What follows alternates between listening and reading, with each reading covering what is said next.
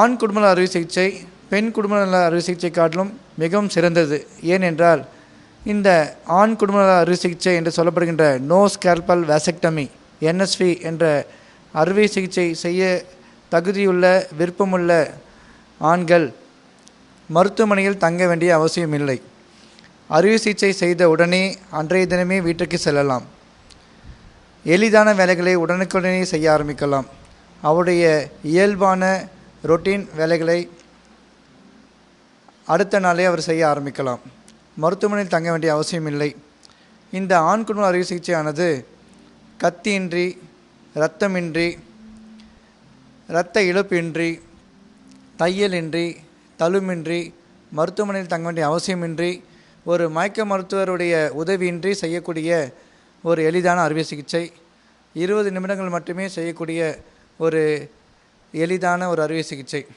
இந்த அறுவை சிகிச்சைக்கு பிறகு எந்த ஒரு பக்க விளைவுகளும் வராது, எந்த ஒரு ஆண்மை குறைவும் வராது. அப்படி இருக்கும்போது ஏன் இந்த ஆண்கள் ஆண் குடும்ப அறுவை சிகிச்சை மேற்கொள்ள தயக்கம் காட்டுகிறார்கள் என்பதை நாம் உற்று நோக்க வேண்டும்.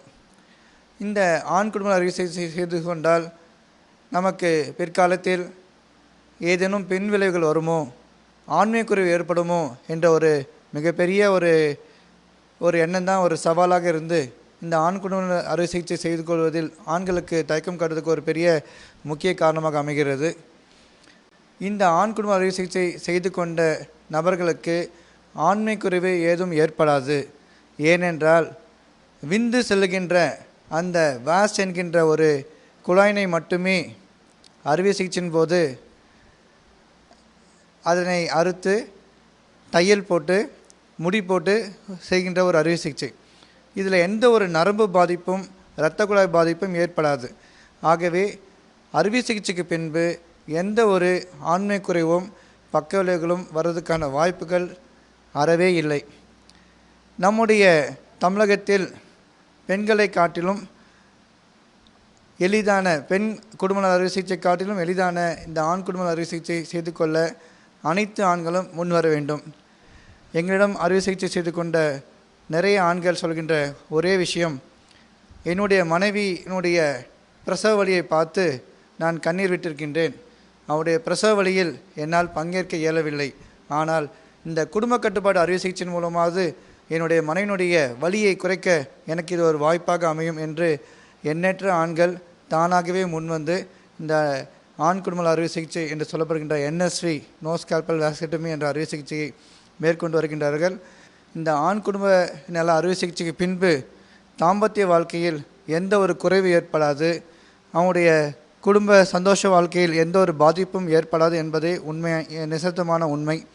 தொன்று தொட்டு காலத்திலிருந்து குடும்ப நல அறுவை சிகிச்சை என்றாலே பெண்கள் தான் செய்து கொள்ள வேண்டும் அப்படின்ற ஒரு எண்ணம் எல்லாருடைய மனதிலும் இயல்பாக இருக்கின்ற ஒரு எண்ணம் என்றால் என்ன என்று பார்த்தீர்கள் என்றால், குடும்ப நல அறுவை சிகிச்சை பெண் தான் செய்து கொள்ள வேண்டும் அப்படின்ற ஒரு எண்ணம். ஒரு குழந்தையை பெற்றெடுப்பது ஒரு பெண்ணினால் மட்டும்தான் முடியும். ஆனால் அந்த குடும்பத்திற்கு இத்தனை குழந்தைகள் போதும், 2 குழந்தைகளே போதும், இதுக்கு மேல் நம்மளுக்கு குடும்பத்துக்கு குழந்தைகள் வேண்டாம், நம்முடைய குடும்பத்தினுடைய பொருளாதாரம் உயர வேண்டும் என்று கணவன் மனைவியை முடிவு செய்த பிறகு அந்த குடும்ப நல அறுவை சிகிச்சையை பெண்கள் மட்டுமே செய்து கொள்ள வேண்டும் என்ற நிலை இப்போது இல்லை.